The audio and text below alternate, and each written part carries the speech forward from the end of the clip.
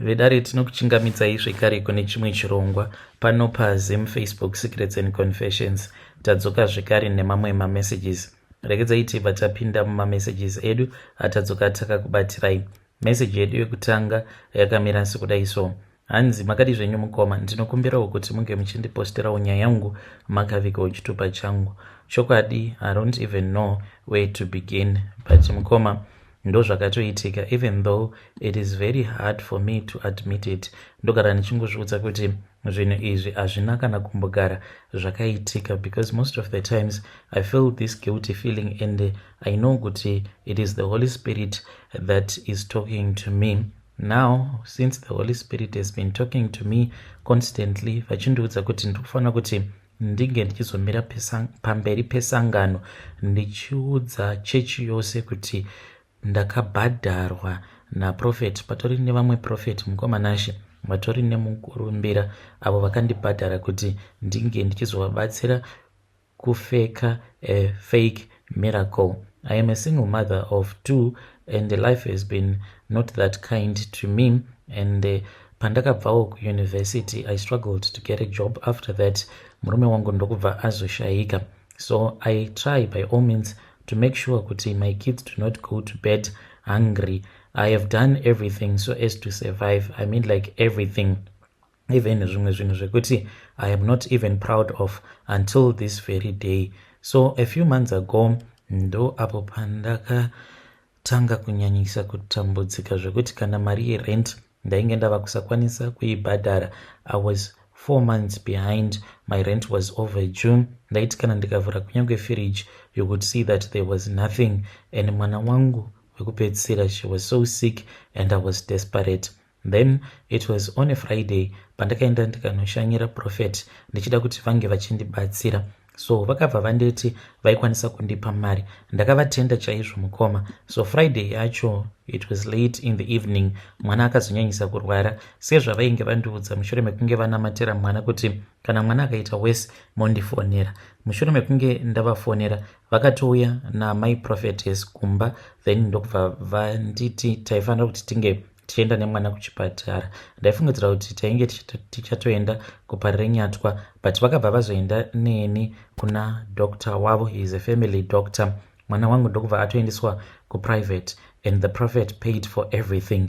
This was on Friday night. Saturday ndakaswera ndiri kukuya vaitumidzira bodyguard wavo kuti ange achiuya nechikafu nei, and regularly my prophetess was checking up on me. Saka zvose izvi zvichiitika mukoma at that time handina hangu kuda kunyanya kuita busy nazvo, because vainge vakaseta timer paWhatsApp pavo kuti mamessages anodisappear within a few hours. Saka zvose zvatainge tichitaura, I unfortunately could not save everything because ma messages ndokubva adisappear paya. Takaramba tichitaura throughout Saturday until Saturday usiku, apo mwana wangu paakazoita sekunge ainge arecover. Chokwadi vakandibatsira vanhu ava zvekuti mwana wangu dai ndakaenda naye kugovernment hospital nesituation iri munyika, mwana angadai akatofa. So vakazonditi vainge vachida kuuya kuzonditora since mwana wangu ainge ava in a stable condition. Ndokubva ndati ehoi zvakanakai. Vakauya vakabva vanditora vakabva vaenda neni kune imwe imba yavo iyi mukomanashi iriko kuWaterfalls. So takaenda kuya ndokubva tanodiscussa everything. After that ndopa vakabva vazondiudza kuti vainge vachida kundipa $5,300 on top of that. Ndikabva ndati iyi imari yei manje? Vakabva vanditi mangwana vainge vachida kuti ndinge ndichizovabatsira because kwainge kuchazouya vanhu vakawanda, saka painge pachitodiwa kuti pange pachiitwa zvinhu zvinenge zviri dramatic. Ndikati dramatic like how? Then ivo prophet ndopa vakabva vachizosimuka pavainge vagere, vakabva vazouya ndokubva vazoita kuti ndinge ndichisimuka. Vakandinamatira vakabva vaita zvekundisundidzira paya, ndokubva vanditi ndo zvandinoda kuti unge uchiita. Ndikati like faking kuti ndine dhimoni here? Vakabva vanditi hongu, even more than that. Handiti hauna wati waudza here wekuchechi kuti mwana uyu anga ari kuchipatara? Ndikabva ndati no, ndakangoudza sisi vangu vari kuSouth Africa uye zvekare neimwe friend yangu uyo anogara kuGlenora but haatomboye kuchechi kwedu, anoendawo ku7th day. Vakabva vanditi that is good, I don't want you to tell anyone. So apa shoko rainge ratofamba kuchechi kuti mwana ainge achirwara, but zvokuzoti ivo vainge vakaenda neni tikaendesa mwana kuchipatara, no one knew about that. So vakabva vazoti vainge vachida kuti ndinge ndichizonyepedzera sekunge ndiri kumanifesta uye zvekare ndine shavi renjuzu neshavi rekuroya. Vakabva vanditi ndainge ndichazodzidziswa. Mushure mekunge ndabvuma paya, usiku hwacho handina kurara because kwakabva kwazouyawo vamwe vavanoti church leader vakauya vakabva vazonditora ndikaendeswa kuCranbourne. Usiku hwose mukoma ndichidzidziswa kuti how can you fake a manifestation, uye zvekare ndikadzidziswa kuti dhimoni remamarine spirits kana richinzi razobuda, dhimoni iroro rinenge richimanifesta sei nekuzvongonyoka ndichiita sekunge nyoka. Handina kana kurara, ndainge ndisina kana zororo, ndichingonzi aiwa hausati wava kugona kuti unge uchizokwanisa kupiwa mari iyoyo hunge kana wava kugona. Then mangwana acho mukoma Sunday ndo patakabva tazoenda kuchechi. Ndakabva ndachizoprofitwa naprofet but tainge tichitozivana. Chakandirwadza mukoma ndechekuti mwana wangu even though ainge arecover, but what pained me is that mwana wangu was smuggled out of the clinic without any discharge letter. Ndokubva azounzwa kuchurch. A lot of people did not even notice kuti pandakasvika kuchurch ndainge ndiri ndega. Then ndo pandakabva ndazotanga kutoziva kuti kune mamwe machair ekuti kana uine fake miracle unonzoenda unogara pakati kuitira kuti vakwanise kuzokuidentifya in the crowd. Uye zvekare mwana wangu akazouya newawo machurch leaders, then mwana ndokubva azoendeswa kune rimwe tende reoverflow. So ariko kutende kuya mukomanashi, inini I acted as if mwana ndainge ndisiri kumuona. Ndokubva ndatanga kuchema, vachiparidza vakabva tanga kundiprofita uye zvekare vachindibvunza kuti ndainge ndichichemei. Ndikabva ndazovaudza kuti mwana wangu ndainge ndisiri kumuona. So mukomanashi, that is what happened. Ndikabva ndatanga kumanifesta. Mushure mekunge vatora kamwe handkerchief kavo ndokubva vandiwaipa kuface. That was the cue.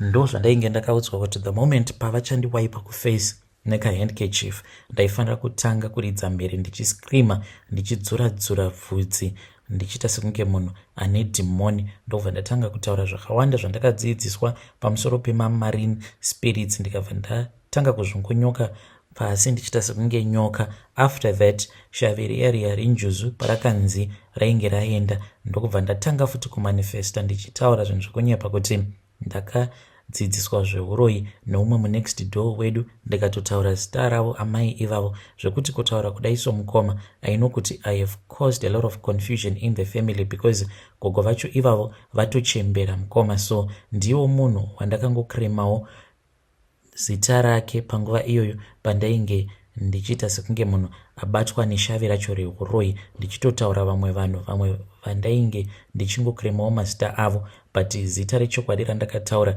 ndiroro ragogo ivavo muvakidzani wedu. Kutaura kudai so nevana vavo havasi kana kutombowirirana because vamwe vainge vachitotora mavhidhiyo, vamwe vakabva vatumidzira kune vana vagogo vacho ivavo nehama dzavo. So that is why I do not have any peace in my heart nekuda kwezvandakamanikidzwa kuti ndige ndichiita naprofet, on top of that destroying an innocent family and destroying an innocent old woman. So after ndamanifesta prophet ndopa vakabva vaprofesaya zvekare kuti mwana wangu vainge vatomunamatira in the spiritual realm. He had grabbed everything that was going to make my child to recover so quickly. Izvo kwane mukoma mwana uyu vaitoziva kutoti vainge vatomuburitsa muchipatara zvechihwande hwande. Takazonamatirwa paya. Mushure mekunge tanamatirwa, temperature yemwana yakabva yazotanga kukwira. Ndikabva ndazonzi I was going to be given a blessing. Apa dzainge dziri nzira dzekuti ndinge ndichibviswa paground because vakapiwa sign naamai prophetess kuti mwana temperature yake yainge yava kukwira. Takaita sekunge painge paine zvandainge ndichida kupiwa naprofet, ndokubva ndazonzi ndinge ndichitevera machurch leaders. Takatobuda panze, everyone was celebrating for the great miracle because mumagroup nyaya yainge yatombofamba yekuti mwana wangu ainge asinganzwi zvakanaka. ndakabva ndazotorwa neumwe church leader ndokubva azoenda nesu ndokunotidzosera kuchipatara.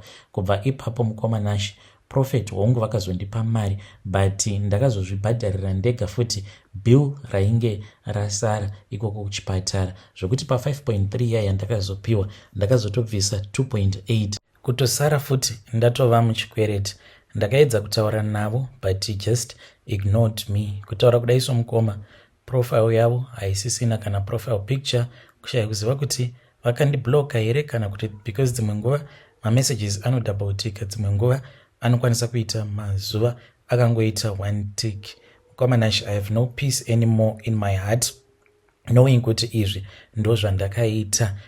Mukoma, kana mukaposta nyaya yangu ndizivhiseiwo, ndichange ndichizotevererawo ndiri mucomment section. Hey, vedari ndo message iyo yandakatumidzirwa ichibva kuna vanzvadzi vedu. Zvakangooma hazvo vedu we. Hey, pakaipa.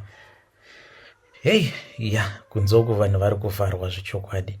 Hanzi takapefoma a fake miracle muchurch. Zvakangooma hazvo vedu we. Regedzai tibva taenda panyedu inotevera. Nyedu inotevera yakamira sekudai so. Hanzi makadi zvenyu mukoma, ndinokumbirawo kuti munge muchindiposterawo nyaya yangu makavikawo chitupa changu. Ndauyawo pano ndine problem yandiinayo uye zvekare ndikutsvakawo maadvices. Saka ndine mukadzi wandava kugarawo naye, takangosanganawo munomu munyika yeSouth Africa. Mukoma Nash, pazvakaitika the very first time pandakaenda kunorara kumba kwake, mangwana acho makuseni ndakabva ndazoona kuti pambedha masheets ainge akazara neropa. Akabva anditi she had miscalculated, ainge akaenda kumaperiods usiku akarara. Ndakabva ndati it is okay, ndokubva tatomhanya paya tikabva tatenga mapads. So zvakazoitika zvekare mushure mekunge auya kumba kwangu, this I can say maybe about 2 weeks later on, ndokubva patakazomuka tikabva taona kuti zvekare pambedha painge pakazara ropa. Ndikamubvunza kuti iwe hauna kuenda here kumaperiods about 2 weeks ago? Akanditi ndikamuti ko pauya panapa wanga uri kumaperiods here? Akanditi kwete, inga 1 tatorara tose. Then handiziviwo kuti chii chiri kuitika kwandiri because ndazotongoonawo pambedha patongozarawo ropa. So mukoma Nash, kutaura kudai so almost after each and every 3 to 4 days tinotomuka totoona kutoti anenge atospoila mubhedha, anenge achiita kubleeda. Saka handichaziviwo kuti munhu uyu akagadzirwa here, because ndakazobva mukutaura nemunin'ina wake pandainge ndichitaura naye. Ndikamuti kunoku kasisi venyu vatova nepamuviri. Akabva aseka paya, akabva ati izvozvo hazviko, you need to forget banguru zvaizvezvi here chitombokanganwai kuti mainini pane zvavanoziva here, because the way that she is bleeding, it is like there is something that is taking place. Mukoma Nash, kana mukaposta nyaya yangu ndizivhiseiwo, ndichange ndichizotevererawo ndiri mucomment section. Vedari ndo message iyo yandakatumidzirwa ichibva kuna mukoma vedu. Zvakangooma hazvo vedu we. Hanzi mainini pose pandinotaura navo, hanzi vanoita sekunge pane zvavanenge vachida kundiudza but vanenge vachirakidza kutya. Saka mukoma vedu vari kuda kuzivawo kuti vangataura navo sei mainini so as to convince her kuti mainini ava vange vachizovaudza if there is anything that she knows about the way that her sister is bleeding. So ngativabatsireiwo mucomment section. Regedzai tibva taenda panyedu inotevera. Nyedu inotevera yakamira sekudai so. Hanzi makadi zvenyu mukoma, ndinokumbirawo kuti munge muchindiposterawo nyaya yangu makavikawo chitupa changu. So ininiwo pandakauyawo kuno kuSouth Africa ainge ari makore aya panguva iya yekuti zvitupa zvemuno zvainge zvichiri nyore kuti unge uchikwanisa kuzviwana. So zvandakazoita mukoma ndezvekudai, ndakabva ndazoenda kumusha, ndikabva ndazonotora zvirema 2 ndikataura nazvo, ndikazviudza kuti ndaikwanisa kuzozvibetserawo kuti zvinge zvichiwana mapepa emuno muSouth Africa. Saka vanhu ava ndo vanotondiitisa mari. Nditori nemotikari mukoma Nash, motikari mbishi. Makuseni ega ndinovatora uko kwavanogara, kwandinovabhadharira rent, ndobva ndazoenda nawo pamarobots muno muJoburg akasiyana siyana, then vanobva vazotanga kupema muswero wese wezuva. Ndinenge ndichingomonita mamovements avo. Kutaura kudai so mukoma ndikutotaurawo neimwe hanzvadzi yangu iriko kuZimbabwe, saka ndikuda kuti inge ichinditsvakira zvimwe zvirema zvokuti tinozviunza kuno kuSouth Africa, tobva tatanga kuzvishandisa zvinoswera muswero wese wezuva zvichipema. Mukoma Nashi, people won't even believe it, but do you know kuti I make plus minus 3,000 rands a day nekuda kwezvirema izvi zvandakatora kuZim ndikazvitoresawo mapepa emunomu. Apa at the end of the month ndinoenda futi ndichinokolekta mari iyaya yavanoti mari yegrant. Ndiwo mararamiro andiri kuita muno muSouth Africa mukoma. Kokungwavha tingagodii naye mwana wamai. Vedare ndo message iyo yandakatumidzirwa ichibva kuna mukoma vedu. Mune utsinye mukoma, utsinye chaiwo. Shuwa munga bozi kukidnepa ka? Aishuwa kuti zvinhu zvamakaita izvazvisungisi? But ivo vakanditi vanava nditi they are above 18 years. So they have their own choices to stay with me or not to stay with me. Besides, hanzi vanhu ava vakatongokurirawo muma-orphanages kuZimbabwe, saka pandakangova nhongawo they were just nhererawo. Zvakangooma hazvo. Ngatitaurei navo mukoma vedu ava mucomment section. Regedzai tibva taenda panyaya yedu inotevera. Nyaya yedu inotevera yakamira sekudai so. Hanzi makadi zvenyu mukoma, ndinokumbirawo kuti munge muchindiposterawo nyaya yangu makavikawo chitupa changu. Ininiwo ndiri mukomana, ndine makore 21 years ekuberekwa. Ndakanzi ndikufanira kuti ndinge ndichizoroora avo pandinenge ndava ne23 years. Saka ndine vasikana vangu 4 avo vandiri kudanana navo. Ndinoti kana ndakavatarisa vose ndinonzwa ndichivanzwira tsitsi because ndakanzi ndinofanira kuti ndinge ndichitsvaka 1 pakati pavo vari 4 uyo wandichazochekeresa. Saka ndikudawo kuti mhuri yeZimbabwe inge ichindibatsirawo mukusarudza. So umwe wacho anoita zvechivanhu, then umwe wacho anoendawo kuchechi yeRoma, umwewo anoenda kuMasowe, then umwe wacho ndiye anoenda kuAFM. Pakati pavo vari 4 kudai wandingachekeresa ndianiko? Nekuti uyo wandichazoroora ndiye wandichazouraya, ndobva ndazoshandisa ropa rake muurombwa hwangu. Iniwo ndine nyoka yandakapiwa neimwe n'anga yemuno muSouth Africa. N'anga iyi yainge ichigara muvillage mandainge ndichigara, saka ndaingoonawo pamba pacho pakazara mateksi, vanhu vemuno vanenge vakaromba mushure mekunge vabva mukutenga motikari kana kuti dzimba vaibva vazouya kuzotenda. Saka I got so interested. Apa ndainge ndichingorarama nekungwavha. Zvandakazoita mukoma ndezvekuti ndakazoendapo pamba pavo sekuru vaya vakabva vazondibatisa nyoka yavo. Nyoka iyi mukoma yakazoita mazuva akati wandei ichisika bonde neni, zvekuti ndakasvika pakuonda ndikaita sekunge munhu ainge ava kurwara kuita kunge AIDS chaiyo. Within a couple of days ndainge ndatoonda kuita kaskeleton. Kana kufamba ndainge ndava kusakwanisa. Vainge vakatondiudza kuti pose painenge ichirara neni, yapedza kurara neni inenge ichindisveta ropa rangu. So after that ndo pandakabva ndachizonzi ndainge ndakwanisa kuzadzikisa mhiko. Saka pamhiko dzose mukoma dzavakanditi ndinofanira kuti ndinge ndichizadzikisa, zhinji dzacho mukoma ndakadzizadzikisa. Kwangosara iyo mhiko yekuti ndicharoora mushure mekunge ndaroora, then ndobva ndazochekeresa mukadzi wandinenge ndaroora within 2 months of getting married to her. Vedare ndo message iyo yandakatumidzirwa ichibva kune mwanakomana uyu. Ngatisamei kuti tinge tichitaura naye mucomment section. Hanzi vari 4 kudaro wandiri kufanira kuti ndinge ndichichekeresa ndiani?